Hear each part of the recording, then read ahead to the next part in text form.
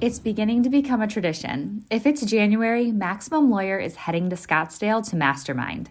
January is the perfect time of year to step back, assess where your firm is, and create a strategic plan for growth. This mastermind is designed to give you a jump start to make sure 2025 is your most successful year yet. Our day-and-a-half events combine business training and hot seats. On day one, you'll learn how to use AI and automations to drive growth with the latest tech innovations for law firms, followed by Mastermind Hot Seats on day two, where you'll receive tailored advice and strategies on what to do next. You'll walk away from this event with an action plan created from personalized solutions that you can implement immediately. To learn more about this event and grab your ticket, head to maxlawevents.com.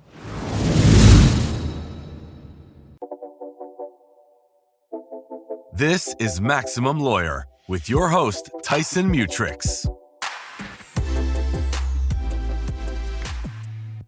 Sonia Lakhany, welcome to the show. Hey, thank you. This is exciting. So we were just talking off air a little bit about our mutual buddy, Joey Vitale. So I just wondered, how did the two of you all meet up? Because I think the world of Joey, he's fantastic. And so just curious how the two of you all met.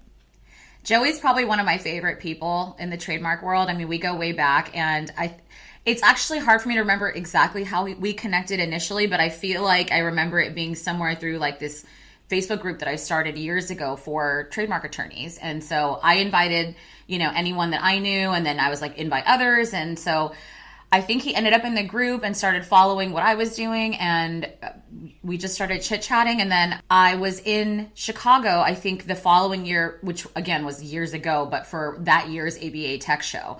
And I was like, hey, I'm in Chicago, and we all know, we know you're Mr. Chicago, you live here, you're, so I'd love to meet up with you. And we had a really, really lovely, cute breakfast coffee, and we just bonded. And you realize Joey's an amazing human being, and it's just hard not to love him, but we just realized how much we have in common. And so we just started hanging out and being friends. And that was 5 or 6 years ago, 7 years ago. Yeah. I remember, actually at first I couldn't remember how I met him. Now I do. I remember the first time I ever met him, I think it was through Jim, and he and I think we had lunch with him. I don't know if this is the first time I met Joey, but I know that we had lunch with Joey in St. Louis. It was at a Mexican restaurant, and he's always just been he's so nice. I've never seen him get mad. That's he's just always smiling and happy and always willing. We just announced that we are bringing the conference back next year, and so he was one of the first people to say, hey, what do you need, what help do you need? Yeah. And it was just he's just a helpful person, so that's really cool. But I want to talk about Pharrell. I think Pharrell is a really cool thing. It was funny because when you said it, it was funny how you wanted to explain it to me, but the moment you said it, you got it right. Yeah. And so I was like, oh, that's a perfect name. So what is Pharrell? Because it's such a cool thing. I think it's really neat. It's my baby. I mean, you see my face light up. I'm like, My baby Pharrell. It's my baby. I mean, I know it's so silly. I'm if law school, every single attorney is yeah, you don't need to do it. I got it. But for everybody else, I have to explain what the years of law school are and how they're titled, and then what I do as an education brand, and but attorneys almost always get it, and they're like, oh, I see what you did there, and I'm like, thanks, it's so nerdy, it's so great, I love it. As a trademark lawyer, I think if you are gonna start any venture that's not your law practice, I think there's an immense pressure on us to come up with a really good name just because that's our industry, and we're sort of self-judging ourselves. And so I was it can't just be nothing. It can't just be Academy or this, or it's got to be really good. And so 4L is, obviously, so we get where the name came from, but the idea is that it's continuing education, but the way that we need it and the way that we've never really gotten it, right? So in the past and up until currently, you have a 1 hour here or a CLE there and you barely scratch the surface of something. And it seems to be this idea, as we're learning how to practice law, that it's well, you need to do this. Okay, but no one ever shows you how. How do I do that? Or make sure you don't do this. Okay, well, could you show me, right? And I think there's this hidden smoke and mirrors of well, if I share with you the underside of what I really do and screen share and actually show you how to do it, then like that's less for me to eat and then your plate gets bigger. And that's not something I've ever really believed. And so when I started teaching, it was always in my mind of thinking about a way to bring a brand together that's not a CLE company, right? Like you don't come to us just to get a couple credits at the end of the year out of the way, although it's a nice bonus that we offer CLE credit now thanks to our partnership with the ABA. But yeah, it's an education brand for attorneys that has a modern spin on it. And so you know what the what is, but we talk about the what, but really it's about the how. It's extremely practical with real world scripts, templates, sample language, sample documents for literally everything, checklists, worksheets, workbooks, guidebooks. So we really focused on the tangible versus just watch this thing and it's boring. And so I tell jokes, I tell stories, like I teach the way that I talk and am. And I think that has been the separator between what I do versus like what everybody else might be watching. So I think all that's really cool. I'm sure that was a lot of work to do. The thing that was really interesting, you said the thing about, and I hadn't thought about it, like the name Pharrell, and I never thought about what your trademark needs to look like and like what a client might think or a customer might think. I don't know if the people that were joined Pharrell to like watch all your courses and everything to see you instruct. I don't know if you call them, students. What do you call them? What's the name for them? Your students. Okay. They're attorneys, but they're my babies and they're my students. And so I have like lovingly taken on like the big sis, in some cases auntie role. Cause I'm like, wow, we're getting up there in the age discrepancy now. Like it's not, and what's interesting is sometimes for some students, I'm a lot younger than them in age, but I am quite far more experienced when it comes to specifically trademark experience. And so then you have that. And so to me, there's no hierarchy. It's just you're a student in the program. But I really just have translated who I am in real life to everything I do in my work life, which is how I think it should be. And so in my real world, the real Sonia is I'm a hugger. I'm very like loving and doting and just very casual and friendly. And so like we really, I call my students the fam. Like I'm like, hey family, like. And so the abbreviation for the 2 weeks of trademarks, which is the leading course under Pharrell education. We've got a lot, but that's the leading course. And that's the one that we started with. It's 2 weeks of trademarks and it's abbreviated to W2TM, right? Like just for as an acronym.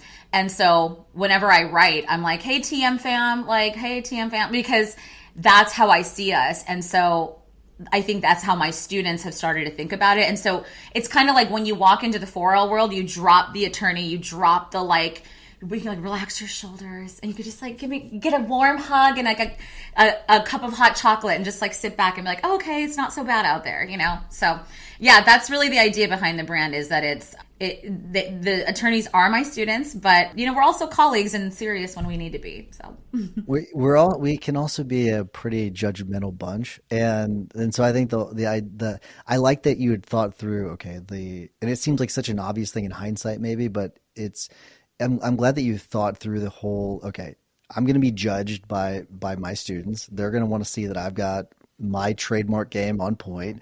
Because you're right. Otherwise, it'd be like, why would I trust this lady? What do you your trademark sucks. You know what I mean? I think, yeah, your stupid name. You have to be there's definitely when it's almost like a mix of branding and trademark though, where you got to make sure that your branding. That's why I think it's cool about Joey's stuff too. Is his branding is always really, really good.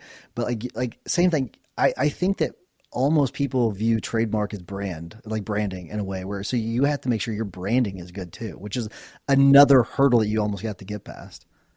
It is. And there's an immense pressure when you protect brands for a living, you see the best of the best, right? You see the cutest names, the most creative spins on things. And the coolest innovations too, like product ideas that people have and cool new offer. We're on the front, we have a front row seat to all that stuff. But then when you try to do your own thing, there's a little bit of a pressure there. And so 2 weeks of trademarks is the leading course that I have. And that was what I started with in 2017. And, that's really not that impressive of a name. I went and I was like, what's the smallest duration of time I can teach this course in? I can do it in 2 weeks.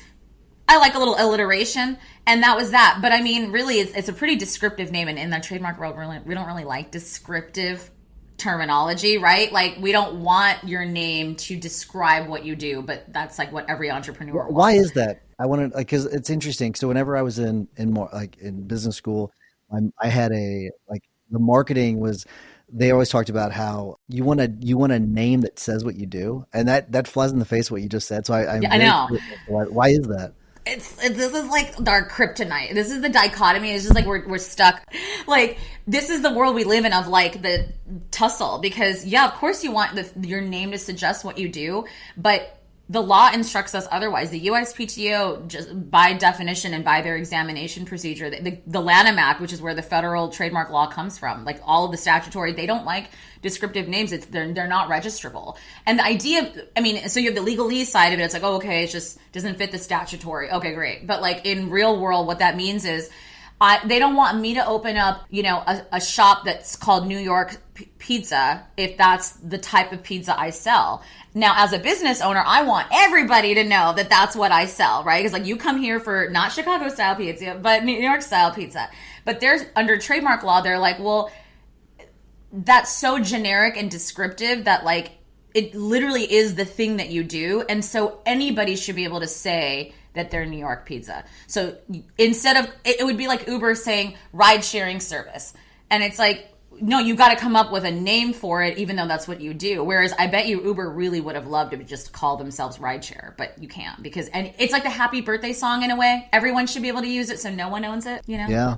It's interesting. The thing about rideshare, it's funny. I don't know if they called that rideshare at the beginning. I just don't know if they did. I know that rideshare did. The name existed because like you could. I remember. Like, I don't know if you have these where you live, but where we live, like there's some areas where you can park and people can like ride together, carpool. Like so. Yeah, it's called kiss and ride. Like, kiss is it? Wait, kiss and ride. Yeah. Kiss. It's called kiss and ride. I've never heard that phrase. Really? Before. Oh yeah, all over the East Coast, it's called kiss and ride. Kiss and ride. Is that like kiss and ride? Kiss with a little N apostrophe, right? Kiss and ride. Yeah. Why is it called that? Because I guess you kiss your honey before you get out of the car or something. I don't know. Like, I have no idea. Yeah. I have no clue. Yeah. That's funny. No, yeah. So, okay.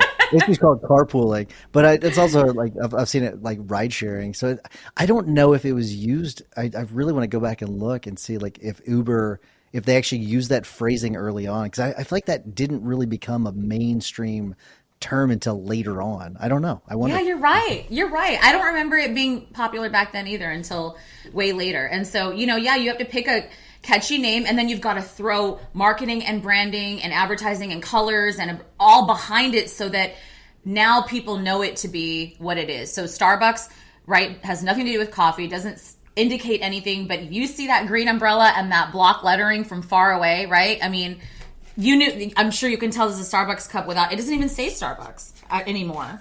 Yeah. Wow. That's wild, right? I mean, that's funny. You just know it's Starbucks. Yeah. Crazy. Yeah. All right. What do you drink? What are you drinking? I'm just curious. Iced coffee. I'm not fancy. No, I'm not.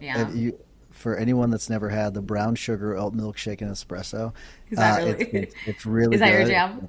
It's my wife loves it, and I get it quite a bit now because it's really good. It's actually, if you look at the nutrition, it's not too bad. It's actually not as bad as you might think when it comes to some of the other sugary drinks that they have. So the number of the calories in the sugar is not as high as you might think. So it's actually pretty good. Yeah, it's a nice little treat. Yeah, that's right. Something I'm curious about is like your funnel. Like, what does your funnel look like? Because you talked about the course. Walk me through like what the funnel looks like, and then at the other end, as I'm guessing, to join Pharrell. Is that how it is, or what? You tell me. I don't want to assume anything. No, that's okay. Yeah. So, I mean, the crazy thing about Pharrell is that in a way, it doesn't follow a lot of the like typical teachings of like offer a lead magnet, let people download it, and then join your email list, and then X, Y, and Z. I learned about all of that later, and so it's not to say that I'll never have a lead magnet, but to this day, I still don't have one. People join because, yeah. So the funnel, if you want to even call it that, I mean, I guess I kind of like accidentally backed my way into this brand and business. I didn't start out doing this. I had a law practice, still do, and that was my jam. I was like, I'm a trademark lawyer, I have my own law practice, cool. And the way it started was that people would see my lifestyle and the freedom that I had. And I did and still do. Like, I would always be on a plane. Like, I would be that person that, again, before COVID, where it was like, $300 flight deal to nonstop to wherever. And I would be the person like, I'll do that. And I would throw my laptop in my bag, throw a few clothes in, whatever. And I'd be gone the next. I remember one time I was like, I want to go to Switzerland. And 2 days later I was on a plane. So people would see stuff like that and just be like, you don't go to court. You don't have to be anywhere.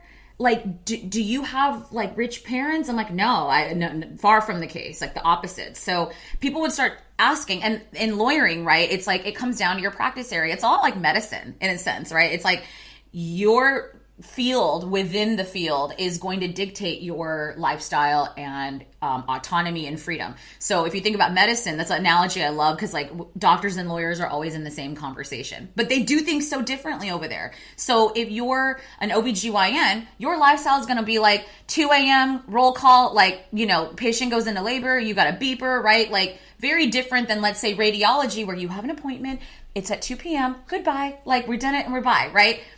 Anesthesiologists, same thing. They show up, they do their dance, and it's like, see ya. Like there's no, aftercare necessarily, or like extra stuff. And so if you look at practice areas within law as well, a family lawyer is going to have a very different lifestyle. You're going to court, your client is a lot of drama and tears and just stress. So attorneys and colleagues would look at my life and they're like, you don't seem miserable. You seem happy. What are you doing? You're always on a plane. You're always pittering around somewhere.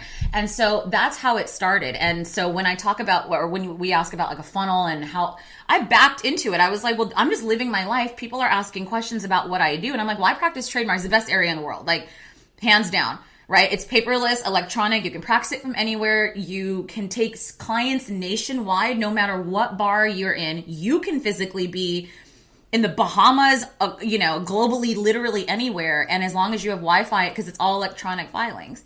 So there's no court, there's no anything. And so it really, in a sense, is like the dream practice area. And so when people started asking me what I do, and then I shared it, and they're like, well, how'd you learn how to practice trademarks? And I'm like, that's a good question. How did I learn? I got yelled at a lot by my previous partners and bosses, and I just learned by doing. I mean, we don't learn how to practice law in law school, I know, right? Like, True. Yeah. Yeah. And so when we talk about building a funnel, it came so much like that term, that word, all of that came so much later than what I had actually done, which is all I did was create a free Facebook group, and it was just called Trademark Attorneys / Lawyers. That's what it's still called today. And that's it. I know. I was like anti, Russell Bronson would turn, and his insides would turn if he heard how crazy and not methodical this was. But that's the thing. I didn't set out to build a business. I set out to build a community.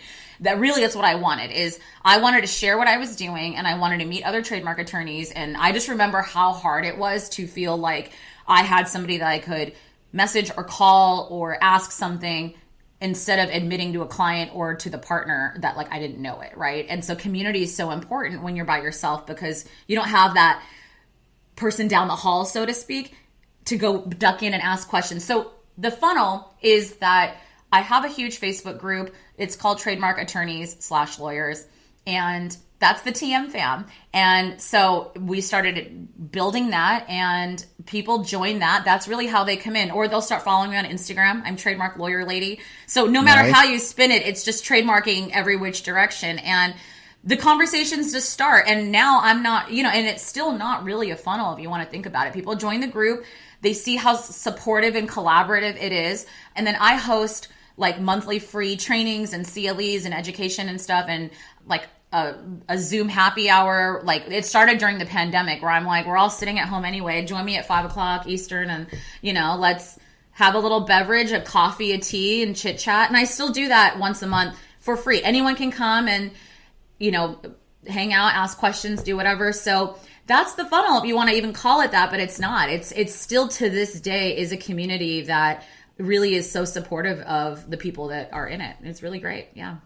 Yeah, we did I remember early on in COVID, we had done some happy hours, but Russ Nesovich had done a bourbon tasting where he had filled a bunch of little bitty bottles of different bourbons and numbered each of them.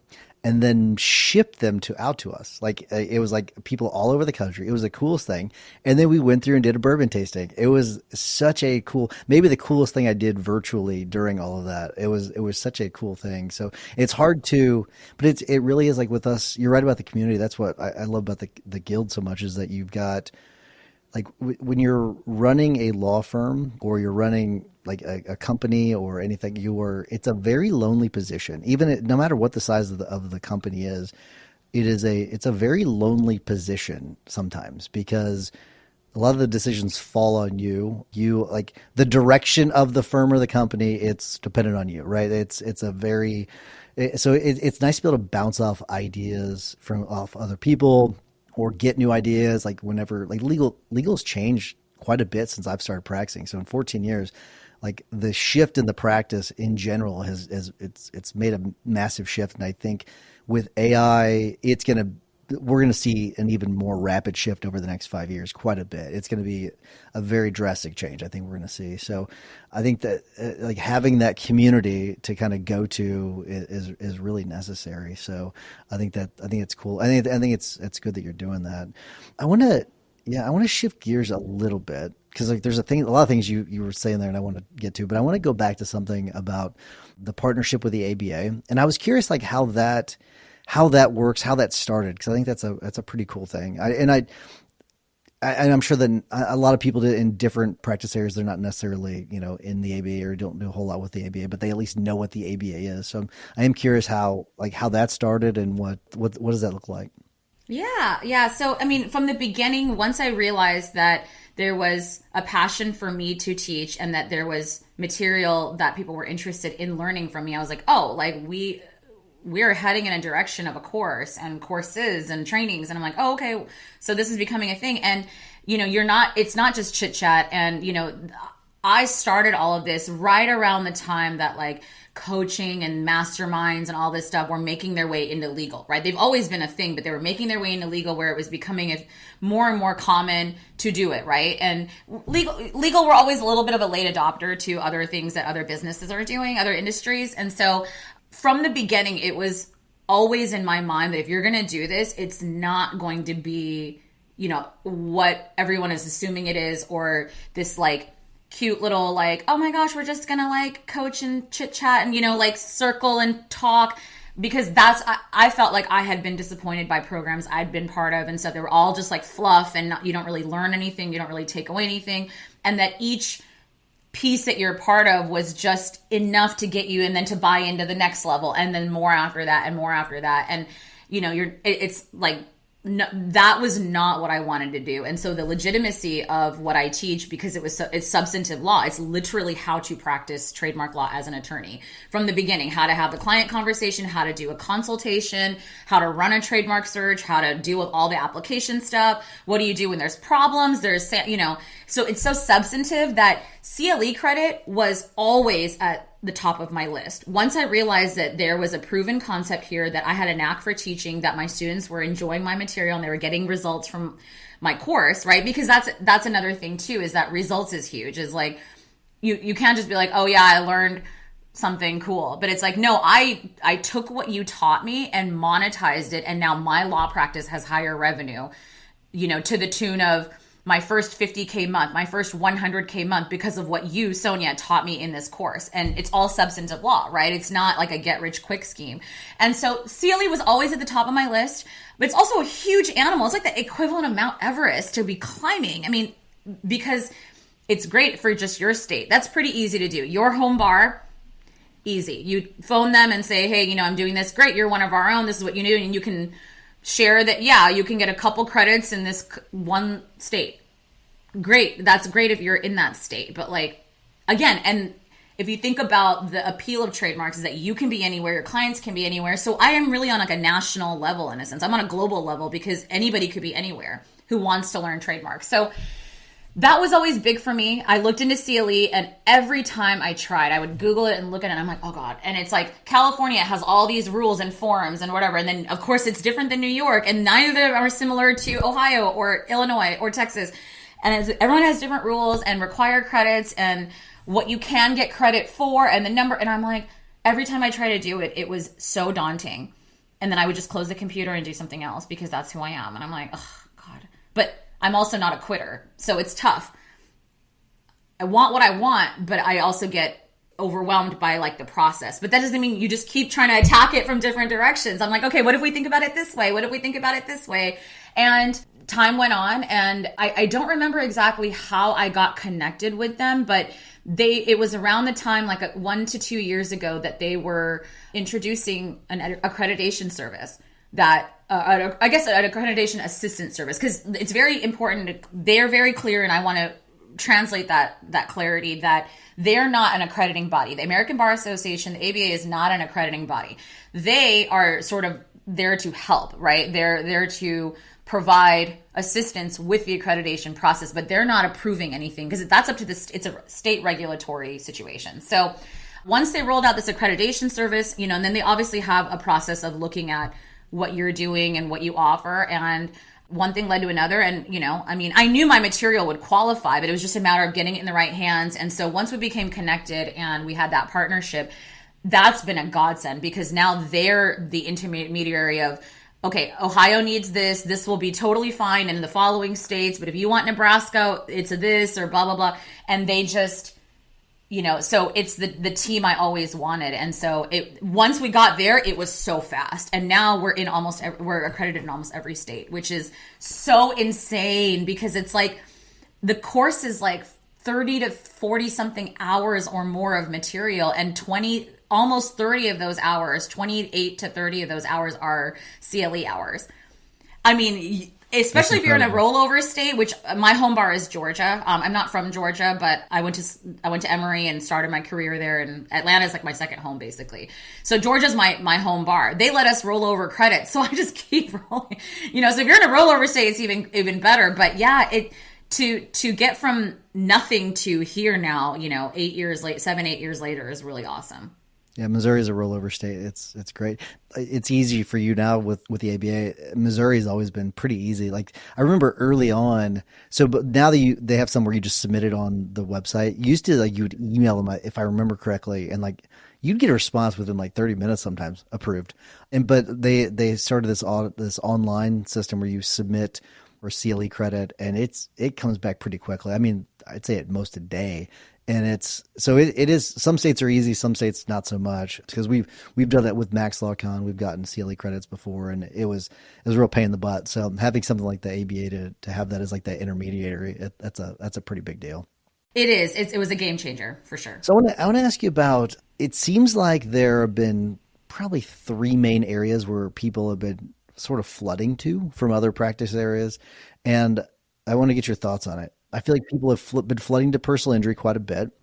Because they think they've got this idea that because I've literally heard people say this: you send a letter and you get $1 million. It's like, okay, all right. Is that how it goes? I don't think that's how it works. Not so much. I don't think so. Yeah. But they have the idea that, it's going to be really easy and I'll make a lot of money, right? But then also I've seen it with estate planning and then trademarks, where because it is a different lifestyle. Like, personal injury is a way different lifestyle than what you have, what estate planning attorneys have.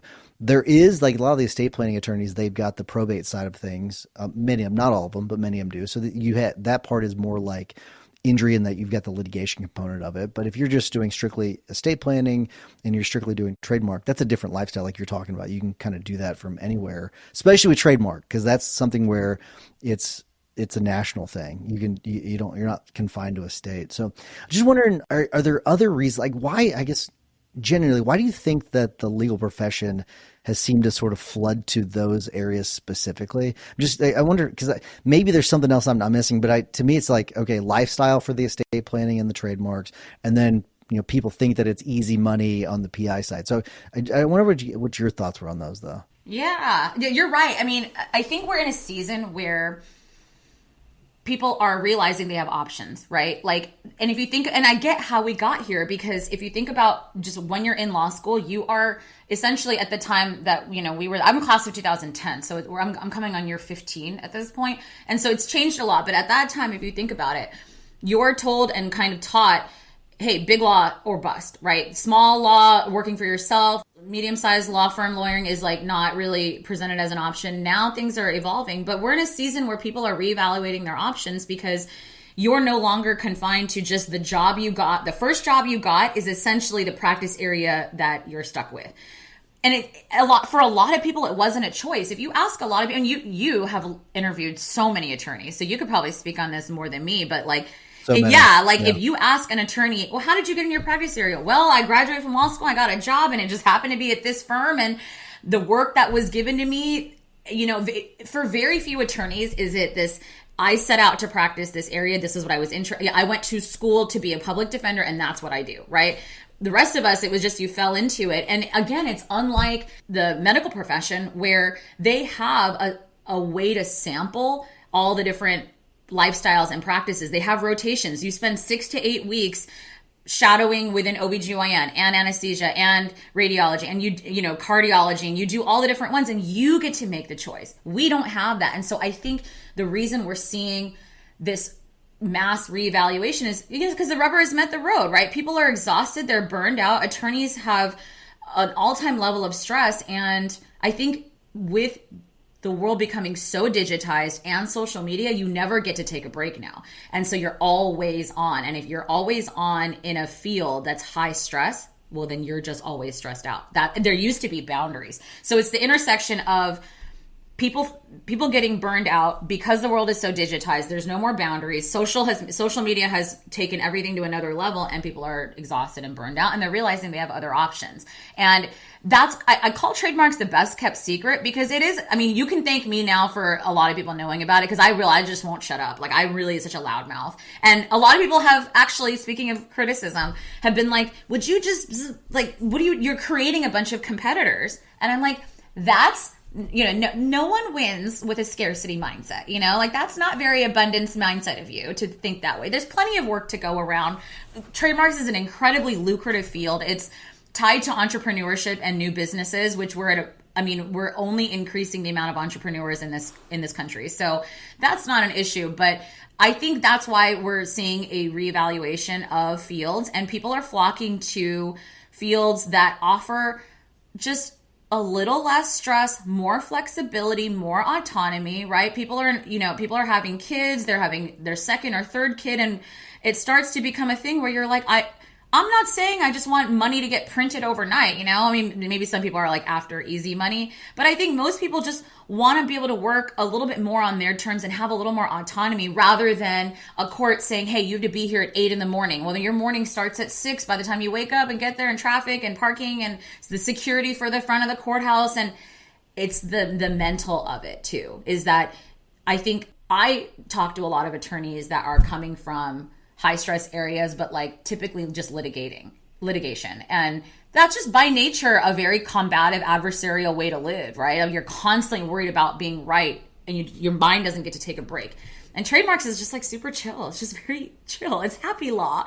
And so I think that's why people are flocking to it. Number one, I think the lifestyle of it, but I think also more practically. So that might just be the profession as a whole. But folks who work for themselves and have their own law firms, this is my take on why trademarks and estate planning might be appealing areas to add on, is because it's not a zero-sum game with either of them.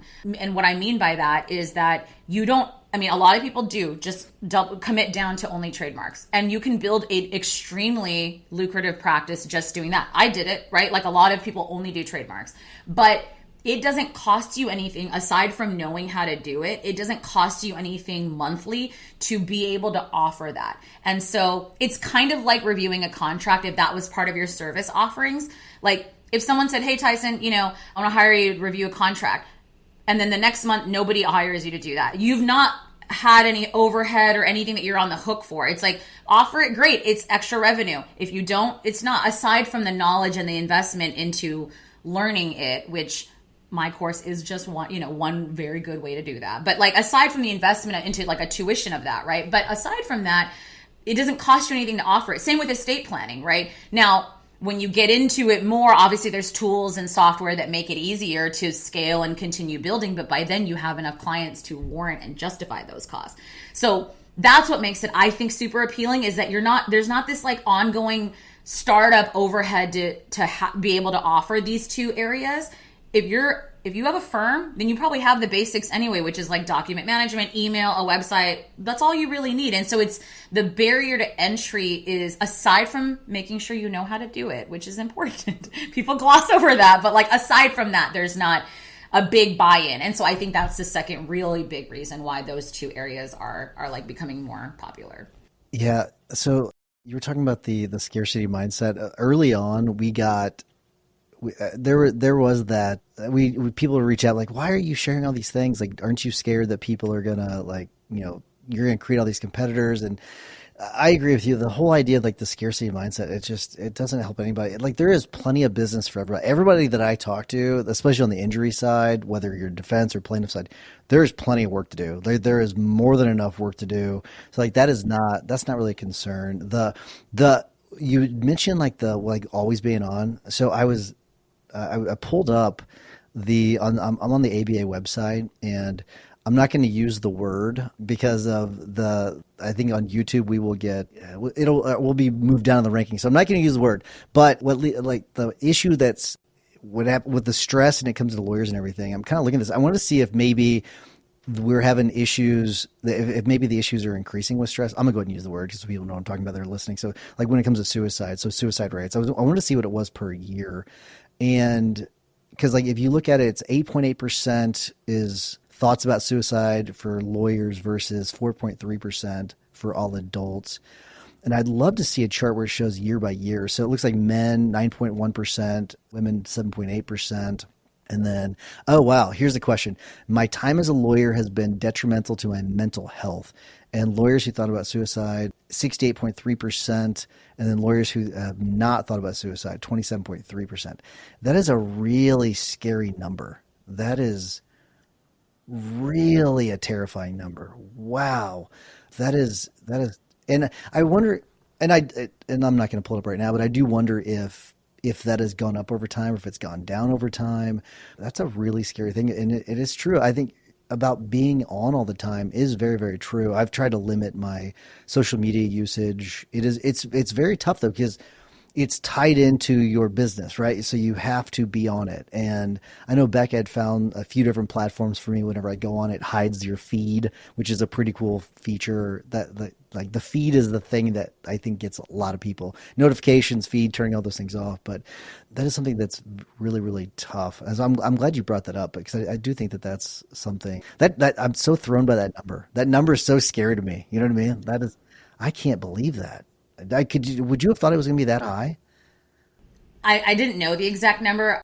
No, I would not have thought it was going to be that high. But I'm also like, I kind of see where that number came from. And right up there with the S word is substance abuse. Yeah. Also, we rank so high for that as well. And I think, again, it's an increasingly accessible. There's just no boundaries anymore, right? Like you have no boundaries. And so that's one thing, right? Like it's one thing for you to, like I grew up in the AOL era where you had to like fire up the computer and like let it do its thing. And I'm just like, oh my God, yeah, we all just aged ourselves. But it is what it is, right? And so I remember a life when we didn't have that, right? And so now I'm like, wow, there's just no separation. You don't leave the office at 5 o'clock. You leave the office when you finally hit the pillow and your phone's like right here, you know, like, and so that's part of it. But I also feel like I would be interested in statistics about specifically lawyers that own their own practices or are a partner versus ones who work for an entity or like an enterprise. Because think about how many hats that we have to wear when we're on the small and ownership side. It's a trade-off. I think it's chocolate and vanilla, you know, or apples or oranges. Like, because it's working for somebody versus yourself, there's autonomy and freedom, but at the same time, your HR, your marketing, your IT. Like, yesterday, I've become a coder. I now know like coding languages, and I was fixing HTML coding on the back end of our website because I had to figure it out. I had to learn it. And so, you know, I mean, that's not in my ministry. That's not but you just have to pick up whatever hat needs to be worn in that moment. And so I wonder if a lot of lawyers feel stress of like, you know, I mean, I see it all the time in our online communities and our groups. Like we weren't made to be marketers and content creators. And now if you're a lawyer in this digital world and you have your own law practice, you are essentially a content creator also, and a salesperson, right? So don't you think that maybe the variety helps us though? Like, cause we are doing different things, and maybe because we're not like, it's not as monotonous. Cause I get 100% what you mean. I think that we probably face higher stress, but I wonder if it's by us doing so many different things, it does give us that variety that makes it a little bit easier. I'm with you. I love the variety of it. I think what it has done is basically taught within that subset. So you work for somebody else or you work for yourself on this side, then you divide into, are you a businessy type of lawyer, or are you a lawyer, like legal work lawyer? And then you have probably different rates of stress as well, because if you're a business person and you're business minded, we love this stuff. I love it. Like I literally was coding the other day. I was like, oh, this is kind of cool. If I was just strictly legal work, that's like my worst nightmare, is having to like make videos and be on YouTube and be on social and then worry about taxes. And then I've got to figure out, why our lead opt-in thing is not work. It's a lot of stuff. So I think it depends on how your personality is probably wired. I think the profession has changed, which is why, and because of technology. And I think that's what's kind of led us to these new horizons of like, wow, law practice is just evolving. It's just not the same anymore, and I think now that people are getting an idea of what it's about, you can choose more wisely. It's like, I love talking to younger lawyers and law students, where now the curriculum has changed, right? There's so much more exposure to the type of level that you practice at. Do you want to work for yourself? Do you want to be in-house? Big law is not the only option. And then also the other choice that now you get to make is what practice area, right? You're not just thrown into one. You get to actually have, shocker, a vote in it, Like imagine getting to choose your own practice area versus just being thrown in one. So what about you? Sorry, I know you have questions for me, but did you choose PI, or like, did you get thrown into it and now you just are amazing at it and you stick with it? You had mentioned something earlier. I was gonna bring that up, but we ended up getting onto something else. So I knew I wanted to do one thing: try cases. I want to be in the courtroom and try cases. That's the only thing I knew. And I have this Yellow Pages thing. I'll have to try to find it. It's in a folder somewhere. But whenever I left State Farm, I had a really good relationship with all the people there. And they gave me this was back then whenever there's Yellow Pages. And, like, so you and I both graduated 2010. I'm guessing we're around the same. We got to be around the same. I'm 39. I'm loud and proud about it. I just turned 39. Yeah. So. I'm 41. I am too. I'm happy about my gray hairs. I think it's. I'm like, I don't have it. Well, let's see. There's probably a few underneath there. Yeah. Yeah. So but I grew up kind of thinking that, well, one, I grew up not even knowing about injury lawyers, but once I started to learn about injury lawyers, as I started to grow up, I kind of viewed them as ambulance chasers. And I mean, no surprise that whenever I left State Farm, they gave me this Yellow Pages ad, and they had taken my face and they had made a copy of it and put it on like a Yellow Pages lawyer. Like there's like a picture of these injury lawyers, and it was like all over these Yellow Pages. So it was like actually like several pages. And it was a really funny gag. It was hilarious. We all thought it was funny. So I never thought, whenever I went to law school, that that's what I was going to do. I thought it was going to be more business related, but with litigation. So in a courtroom, but like more business related. Never thought I would do criminal defense, and never thought I'd do personal injury. But then the first person I worked for for an internship was an injury lawyer, and I was like, oh, I could do this. And then my first job, like my next internship, was actually for an injury firm. It was a volume injury firm. And one of the partners, what was interesting is like they have this part of the firm that they don't advertise for. They're billboard lawyers. They do injury, like they do volume personal injury, and they're well known in St. Louis. The one of the partners, who, like, everyone thought he did personal injury, he actually did criminal defense, which was really kind of funny. So he did this like almost like a side gig of like criminal defense. And I was exposed to both. And I liked the job because it was working as a litigation intern. So that's how I started. So I was like, oh, this is litigation. I'm gonna get in the courtroom. And so I worked under a guy, Eli Hadowski, who was just fantastic. So I was like, oh, and it made me realize, and I got exposed to both of those. So Eli, and then Ed Brown was the partner I'm talking about. Ed and I were really close. He actually, speaking of the S word, he did that a few years ago. It was awful. Yeah. So, but it was weird. Like, he was like this super nice guy and everything, but I don't want to digress too much. So I got exposed to both, and it was like, these are people. Like, these are just people that are in a really bad position, whether it was criminal defense or it was a personal injury, and they need help. And on the injury side, they're just being taken advantage by people, like by the insurance companies. They were being taken advantage of. I was like, oh, wait a second. These are just people that were injured there and they need help. And it wasn't what I thought it was. It was not at all. So it really opened my eyes. And then, so I had the opportunity to start my firm, and I started with criminal defense and personal injury. So I got to choose those things. I guess I fell into it in that I took a litigation position early on as an intern, ended up loving it. I mean, I could have obviously, applied for other jobs, but all the jobs that I did apply for out of law school were all injury jobs. There wasn't, so I could have applied for others, but I wanted to do personal injury because I just, it's like, you see these people that really, it really opened my eyes as to like the people side of what we do, where like they are just a human being, like in the criminal defense side, especially, where like usually what it was like a person that made one really, really big mistake and they got caught. And it was amazing how many times I saw something like that happen. No priors. They did something really stupid and like really, really stupid. They're not a very good criminal and they got caught. Like that the same thing with personal injury. So that's how I ended up, I did eventually choose it, but when I joined law school, went to law school, I never thought I would actually do that. I was actually resistant to the idea that I would do personal injury and criminal defense. Yeah, that's so interesting. Yeah, I love hearing lawyers' origin stories and I mean, you talk to folks who came in wanting to do this, and then for whatever reason, like they got more information or exposure to it, and then they changed their minds. And rather than it be this happenstance of an occurrence of like, oh, I happened to find out what it was all about and made a different choice, that needs to be like a structural part of the curriculum. And again, parallel to that, the conversation has to be and again, it's hard because you're making these decisions at what, if you go straight through, you graduate undergrad 22-ish, right? 23, again, if you go straight through, is your first year. 2L is 24, 25. And you graduate 26, 27-ish, right? Bar. I mean, but tender age to be deciding what you want for the rest of your life.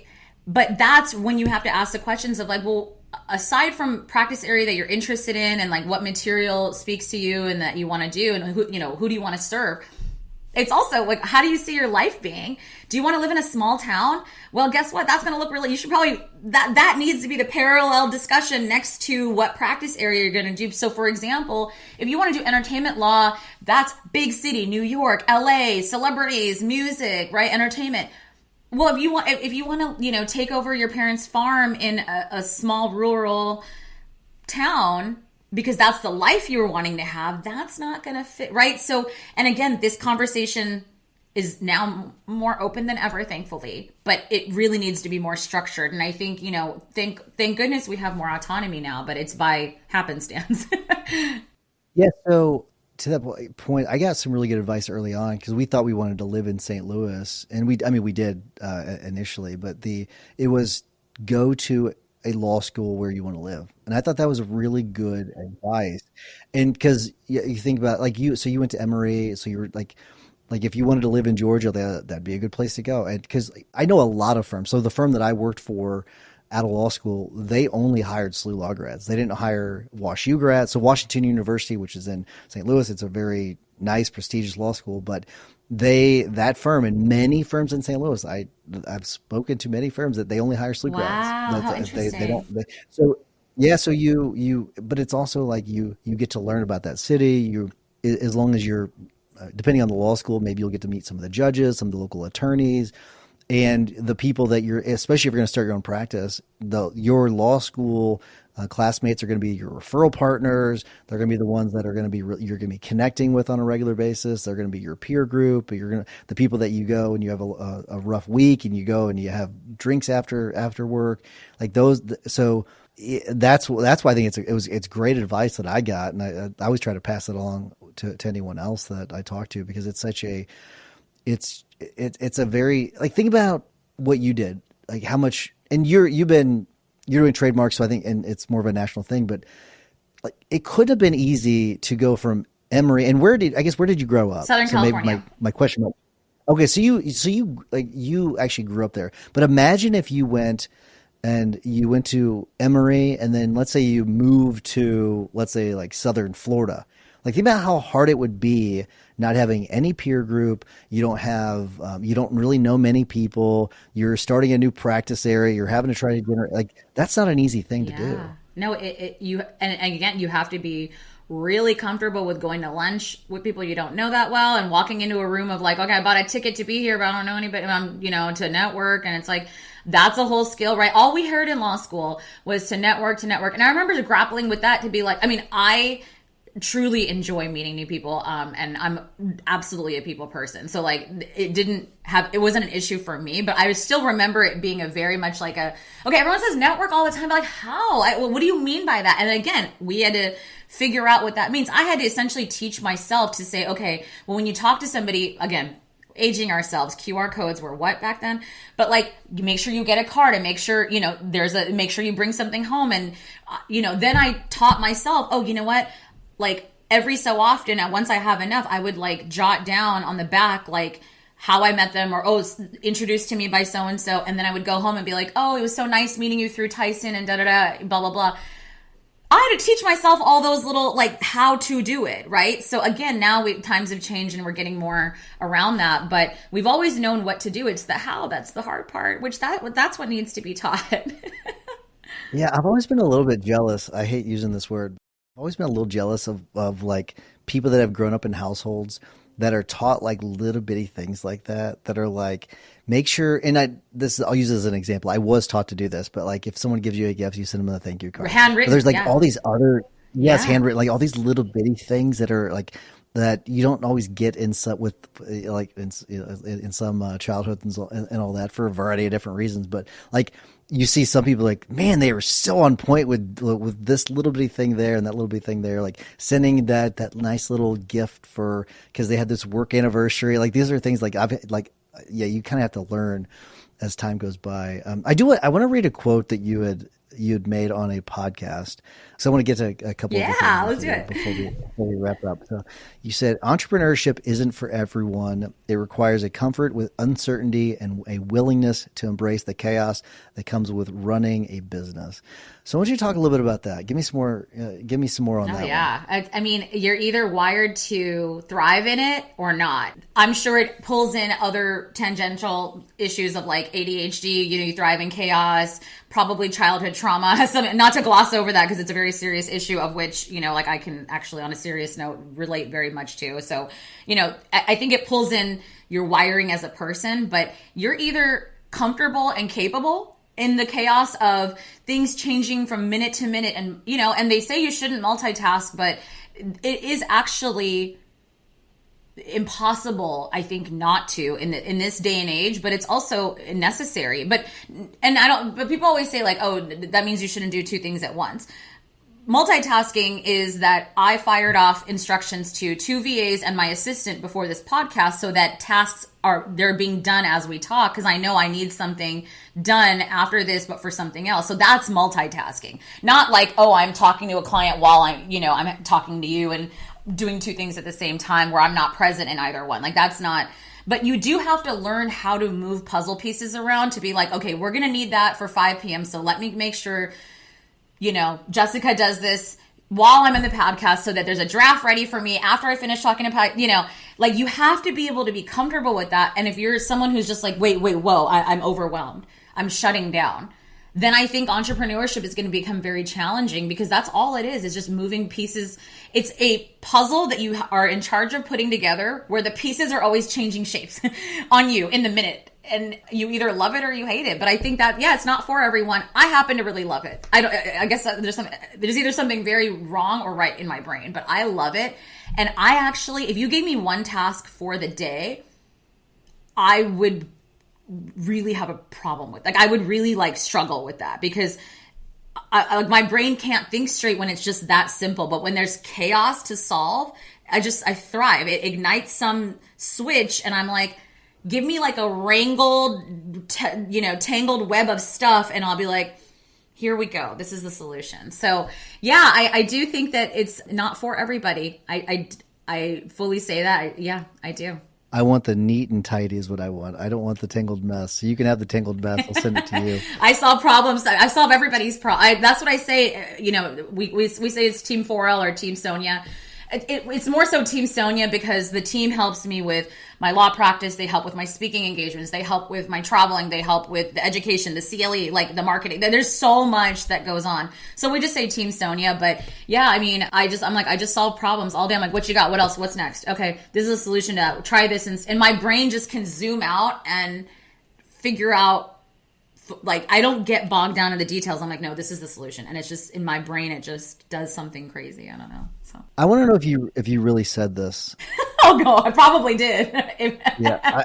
I went to law school because my mom forced me to go. I hated every minute of it. I couldn't have been a worse fit for the structure, for the workload, and all that reading. I was like a fish out of water. Yes. So yeah, no, that quote was with a friend of mine, Jonathan, who has an amazing podcast called The Founding Lawyer. And we that is absolutely verbatim true, actually. So if you ask me today, why did you go to law school? I'd give you the same answer. It hasn't changed. And my mom knows she forced me into it. She absolutely knows. And she's like, I stand by it. Look at you. Look at all you've created. She's like, I have no regrets. I stand by what I did. I forced you into it, kicking and like when I say kicking and screaming, I mean, to finish it, I should say. So I did it willingly towards the piece of the end of the road where it was like, okay, I'm graduating at LSAT. I did all that by myself because I was like, I don't have a choice. I'll just do it. And I'm like, what's the worst thing about becoming a lawyer? Fine, I'll become a lawyer, you know? And it sounded cool. But once I got there, I was like, oh, I hate this so much. Like, and I went through it kicking it. Everything about law school is, again, if you didn't say it was law school, but you're like, would you like to go to a higher degree program that requires a lot of reading, a lot of writing, analytics? You're going to be pitted against your classmates. It's dry material. You're a fish out of water. Oh, you're moving away from everything you've ever known. And it's cold weather, which I'd never had before as a California girl. I was bewildered at winter. I didn't have a winter coat. Like my classmates have a joke. I like showed up in this like zip up hoodie and I was like, oh, it's so cold outside in the middle of December, like first semester. And they're like, it's because you don't have a jacket. I'm like, this is my winter jacket. It was like a track jacket. I'm like, this is my winter coat, you know? Yeah. And I hated it. I came home for Thanksgiving 1L semester, I think it was, or Christmas break. And I was like, I'm not going back. I can't do it. It was horrible. It was like Legally Blonde. I hated it. And I hated it. And they were like, right back to work, pack that bag right back up and don't come back until you're a lawyer. And I'm like, God, I hated it so much. And the rest of that lovely story on Jonathan's podcast is that I took a trademark class to fill a gap on I think it was like a Thursday or a Wednesday to where I would have 4-day weekends because this is how much I hated it. I was like, minimum time spent in class, like stack all the classes and now I have a 4-day week. You know, you do these sorts of things as like a student.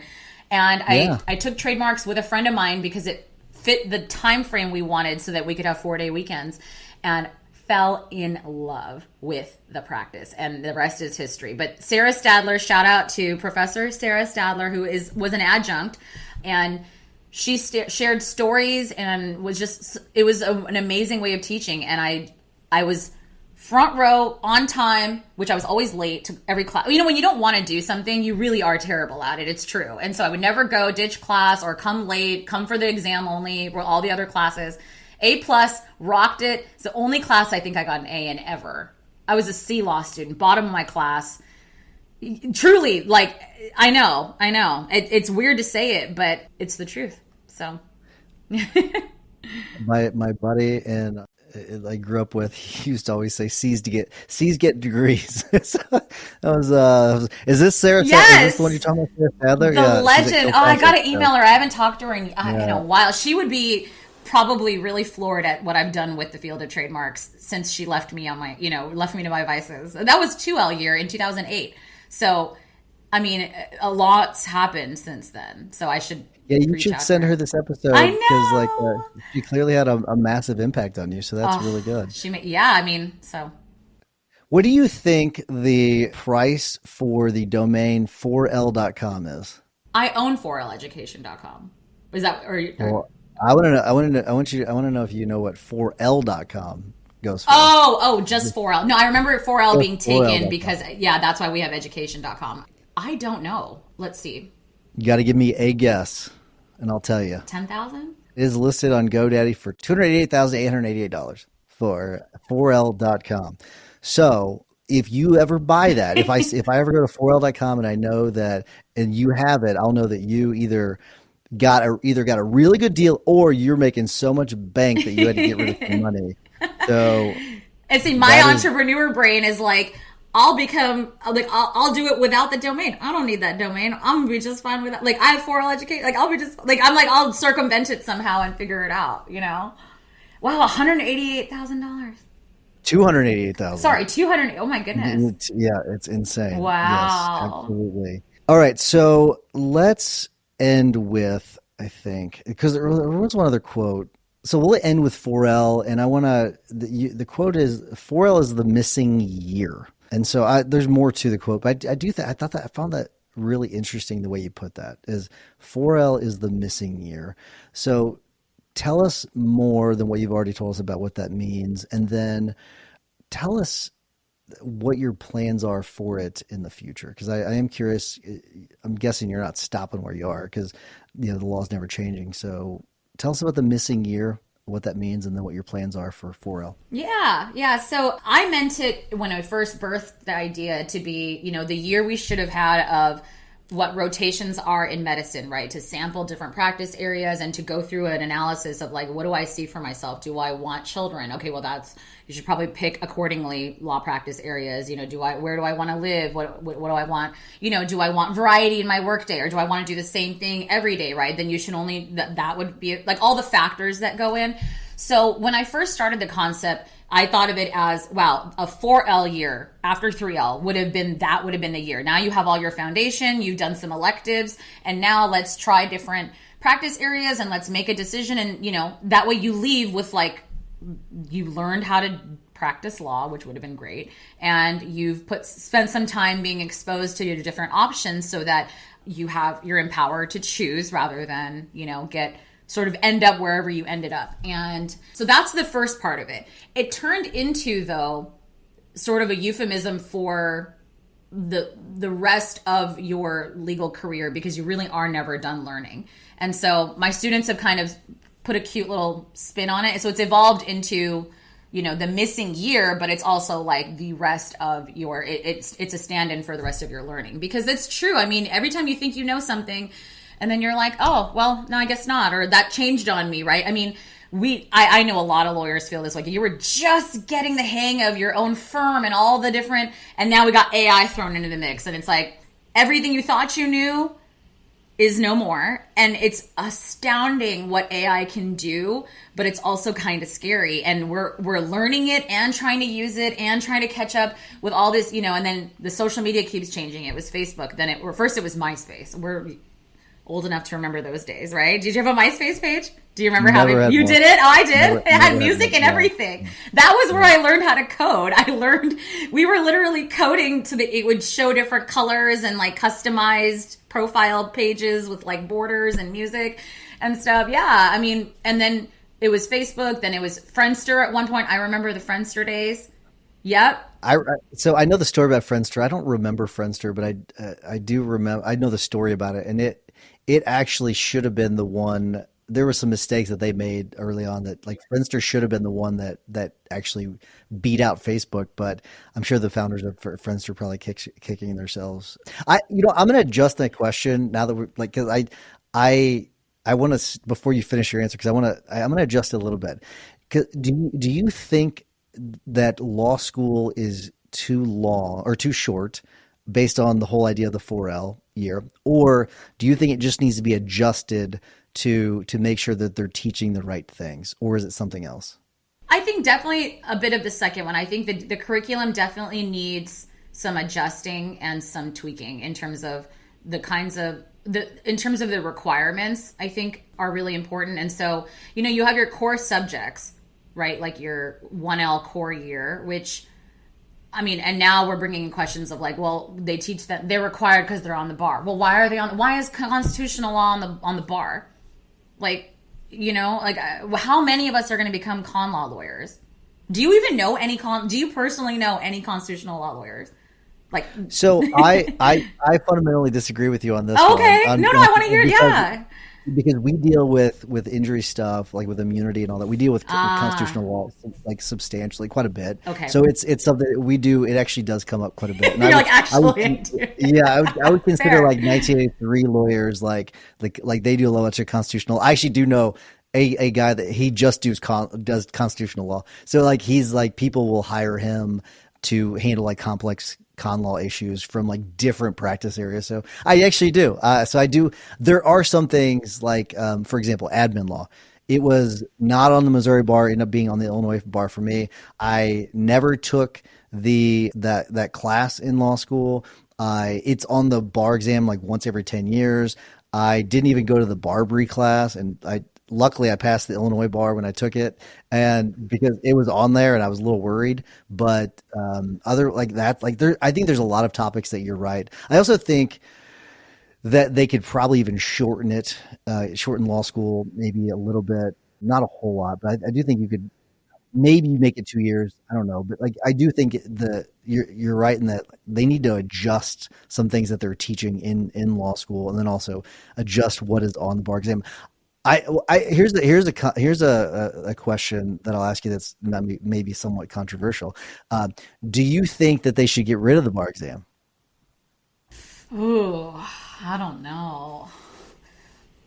Probably not, but I do think it needs some major adjustments. I don't think it was and is at all a litmus of whether you're going to be a good lawyer. I've taken many bars. My first bar exam was DC. Actually, it's a long story, but I'm one of the only attorneys you'll meet who's actually taken the DC bar. I had to. It's a long story, but that was my first bar. Then I got barred in Maryland. Actually, that's where I was living at the time after graduation, and then I took Georgia, and then I took California. I passed all of those except for California. I failed by like 3 or 4 points. Oh, I heard it's a beast. Oh my god! Yeah. And so much so that I was like, I'm not taking it again. I don't deserve that. I don't. Sonia does not deserve that. I'm not putting myself through that again. And I mean, it was a choice I feel privileged to be able to make, thanks to my practice area, because I really didn't need the California bar. I wanted it because I'm from here, and it was nice. I knew I was going to move probably back home at some point, even for a little bit. And like, it'd be nice to have, but I do a federal practice area. So yeah. And by then I was running my own practice already, full and fledged. So fun fact, taking a bar exam while running a firm is not a good idea. And the firm suffered, it was like all time low revenue, and then didn't pass the exam. So the whole thing was a waste of time. But yeah, I don't think it's a good litmus test of whether you're going to be a good lawyer at all. I think for sure, whatever it ends up being, topics or format or whatever, it needs to be open book, because I mean, so much of what we do is being resourceful. There should be a universe of material you can use to find the answer, because I'm a professional answer finder. I'm a problem solver, right? That's all we do. And so I think you should have things at your disposal to work from rather than memorization, because I don't remember anything, and I that's not how we practice. So I do think it needs some adjusting. I do think we need some barrier to entry, though. So like, is that controversial? I would love to hear more. There's a lot of people that think that we should get rid of the bar exam. Okay. I'm with you that there needs to be some sort of barrier to entry, and like there for a variety of reasons. One of them is like, if you are, let's say you're some wealthy kid that is kind of being ushered through from undergrad to law school just because your parents want you to get that degree, and you could play some politics at some schools probably and get kind of ushered through and just pass the bar or pass law school, and now you're a lawyer. And there's several people that I went to law school with that I wouldn't say they're necessarily very political, but they made their way through law school, and I don't know how, but that would automatically make them a lawyer. They did not pass the bar exam, and so it's because they had zero work ethic. And I do think that there's got to be some sort of standard to show that you put in the effort during law school to learn the things, because otherwise we're unleashing those people onto clients, and they're representing them. Now, I also agree with you though that I do think I would rather have the current bar than no bar, but I do think it should be. And the bar that you and I took is different than the one that they have now, and they're changing it again. Apparently, the UBE is changing again, or it just recently changed, which I didn't know. But it's going to be a new bar exam.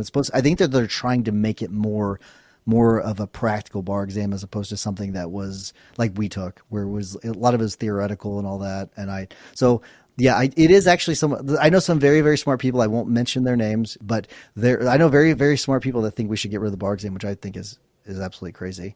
All right. So this is the last question I'm going to ask you. I love your energy. It's fantastic. I look for people, like we look for when we're hiring people, like people that have like really good energy. And so I just love, like you can spot someone that's got really good energy. I wonder where's that come from? Like what are you drawing from? Like what well are you drawing from when it comes to your energy? I have never, ever been asked that. So thank you for pushing me, because I'm like, wow, this is interesting. My theory is that, like, if just off the top of my head, I'm a person that has a lot of love swimming around in a lot of different formats, like a lot of love. And so I think it just oozes into different places because it can't get contained. And so like with babies and dogs, it's the same kind of love, and it's the same kind of warmth and like just love for, I truly love life. And I love the moment of like my coffee in the morning to seeing my favorite DJ in concert and everything in between. And like right before this call, I found out that I won a really huge response against the USPTO, and my client's trademarks didn't get registered when it was like denied. And I'm like, it's just like, I'm like nice, on that high. So maybe you're catching, but like you would have gotten this on a Monday night too, or Wednesday afternoon, but like I'm riding that high. But I think that maybe that's what it is that I'm someone that has a lot of love, but I soak in all the highs of life, even though they may not be highs to a lot of people. So like I marvel at a lot of stuff, because to me, it is the simplicities of certain things that bring me joy. But I take that joy in all the moments. And I think it just sort of like overflows. It would be like pouring, into like a glass of water, and it's just overflowing because it can't stay in that container. Maybe, I don't know. Yeah, but my parents have always said that. They're like, you have always just been just like a dee like la la la, And there's a family joke. I was born in Anaheim, which is the headquarters of Disneyland, and so I was born across the street, or like in the neighborhood of Disneyland. So maybe it's like a family joke that like maybe that's the answer to your question. Yeah. I don't know, but I get really mad probably like a couple times a year. Annoyed, sure. Like I'm not superhuman, but like truly mad a couple times a year where I'm like, other than that, I have a really good, I think, regulation over like my emotions for the most part. Yeah. I'm just a very like even footed person with a lot of energy though. Yeah. I don't know. Well, the next time you get really mad, I want to see it. So you do not want to see it. I want to see what it looks like. So it'll be interesting. But yeah, Sonia Lakhany, thank you so much for coming on. Really appreciate it. It's been a lot of fun. Yes, I truly enjoyed it. Thanks so much. And I'm happy to chat with you anytime. This was a blast. Even when you're mad.